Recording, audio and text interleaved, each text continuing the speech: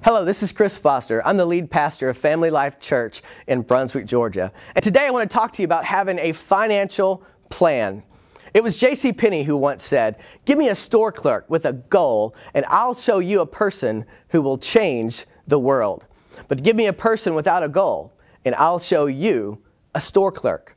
Now, there's absolutely nothing wrong with being a store clerk, but I do believe there's something wrong with being a store clerk or anybody else who doesn't have a plan or a goal for God to bless. Do you realize that 100% of the plans that we don't have are going to fail? My mentor says it like this: he who fails to plan, plans to fail. Planning is simply bringing the future into the present so that you can do something about it today. Now, you may not have a perfect plan put together, but I would rather have a good plan today than a perfect plan tomorrow. If you're new at this planning thing, it's important to understand to plan actions, not results. To plan to get your car paid off, that's a result. But you need to plan the action steps that it's going to take to get you to the point where that is the result. The Bible tells us that the plans of the diligent lead to profit as surely as haste leads to poverty. I want to give you 4 steps to developing a financial plan real quickly. Number 1, build an oh-no fund. An emergency fund is something that can turn a crisis into an inconvenience. Step 2, eliminate overhead. I spent considerable time during a series called The Biblical Bailout.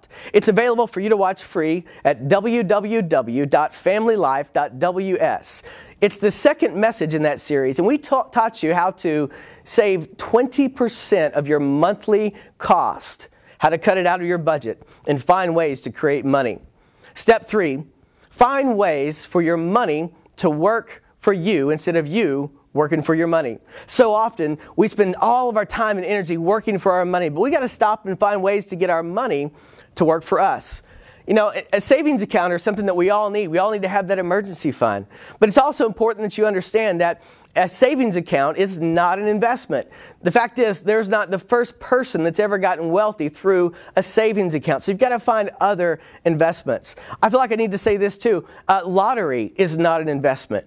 If the lottery really worked, then rich people would pay poor people to stand in line and scratch tickets for them. It simply doesn't work.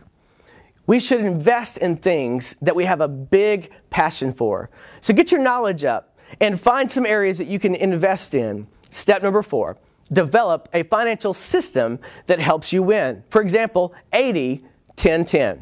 This is real simple. You reduce your monthly cost to 80% of your income.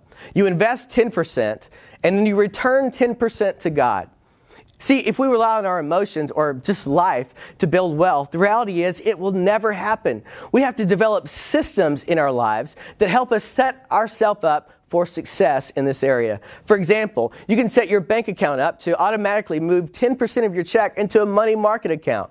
You can do the same, I'm sure, with your church's online giving. These are ways to help set you up for success so that those systems are in place. Because if you can't live off of 80% of your income, then you need to do one of 2 things, or both. You need to either cut costs or increase your income. I want you to begin to think of ways that you could have multiple streams of income. My wife and I do real estate on the side. That's one way. She has garage sales, and that's another way. We know people in our church that make a lot of money through eBay. So there's all types of ways for you to make extra money and have multiple streams of income. The fact is, opening a bag of potato chips and playing a video game never changed anyone's financial picture. So the greatest place to go when you're broke is back to work. I believe as you pray, God will show you additional streams of income. And as you do, as you get this financial plan in place, you'll be on your way to being set financially.